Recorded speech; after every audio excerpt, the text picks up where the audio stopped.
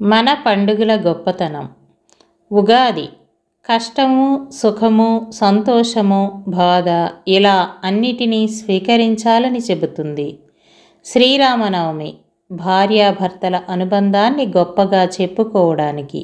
అక్షయ తృతీయ విలువైన వాటిని కూడబెట్టుకోమని.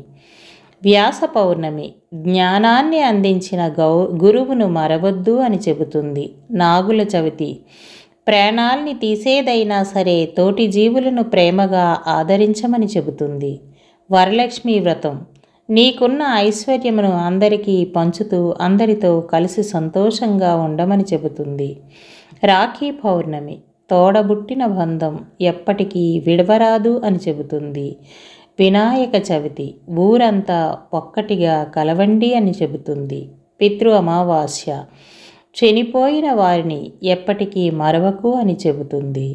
దసరా నీకు అండగా నిలిచి నీ పనులు చేసేవారిని గౌరవించమని తెలుపుతుంది. దీపావళి 10 మందికి వెలుగు చూపే జీవనం నీదవాలని చెబుతుంది. కార్తీక పౌర్ణమి చలికాలం చన్నీటి స్నానం చేసి ఇంద్రియములను గెలవమని చెబుతుంది. సంక్రాంతి మనం జీవించి ఉన్నాము అంటే కారణం వ్యవసాయం. అలాంటి దానిని మరవకుండా సంబరాలు జరపమని చెబుతుంది. మహాశివరాత్రి కాలం మారుతుంది, నీ శరీరాన్ని అదుపులో ఉంచుకో అని చెబుతుంది. ఇదండి మన పండుగల విశిష్టత. హిందూ సాంప్రదాయాల్ని పాటించండి.